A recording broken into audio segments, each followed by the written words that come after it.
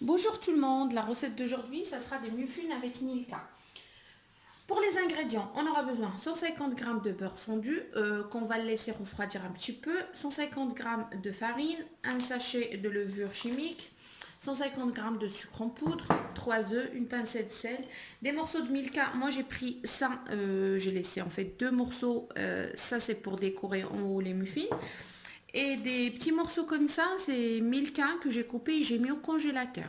Ça, c'est pour mettre à l'intérieur. Et voilà, on aura besoin des moules comme ça.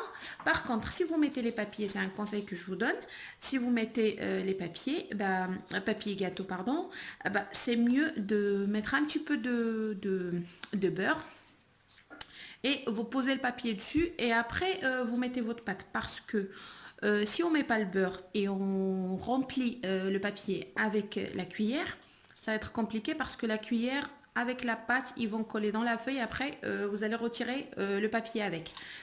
Moi, je vous conseille aussi d'utiliser ça. C'est plus pratique qu'une cuillère, mais après, vous pouvez faire ce que vous voulez. Et je rattaque la recette. Alors, dans mon bol, je veux mettre les œufs avec le sucre et on mélange le tout.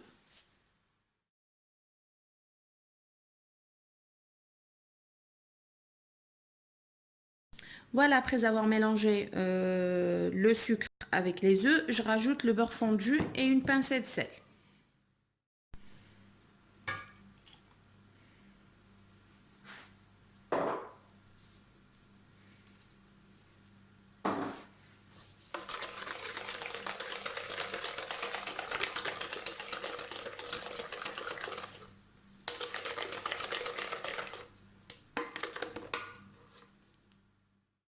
Voilà, maintenant je prends mon sachet de levure chimique, je veux le mélanger avec la farine, après je verse le tout et je mélange.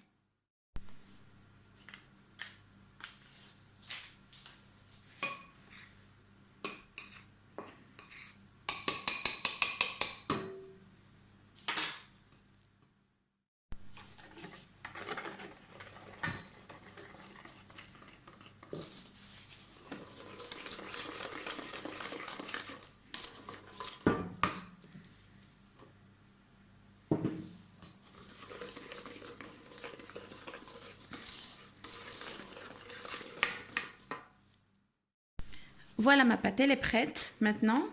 Et je veux tout mettre ici. Après, je vais commencer à remplir mes moules. Je commence à remplir mes moules.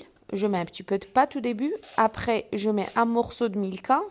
Après, je couvre de pâte. Je remplis que le 3/4 de moule. Comme ça déborde pas quand ça se cuit.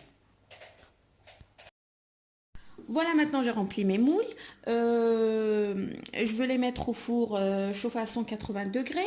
Je laisse cuire. Je ne peux pas vous dire combien de temps parce que chacun de vous, c'est pas sûr qu'il utilise les mêmes moules que moi. Mais la simple chose pour vérifier, c'est mettre un couteau et si ça sort sec, c'est qu'elle est cuite. Sauf, mettez le pain tout au milieu parce que on a le chocolat. Mettez-le un petit peu sur le côté ici, mais pas sur le côté là, parce que ça se cuit facilement. Mettez-le ici. Euh, et, et après, quand mon gâteau est cuit, si le chocolat était au frigo, je laisse, quand j'éteins mon four, je laisse 1 minute, pas plus. Comme ça durcit pas notre gâteau. Et je pose les morceaux de chocolat. S'ils étaient dans la cuisine à température ambiante, quand on sort le gâteau, quand il est chaud, on pose directement notre morceau de chocolat dessus. Je vous vois juste après l'avoir mettre au four. Voilà les filles, ma recette elle est prête. Je vous dis à la prochaine pour une nouvelle recette.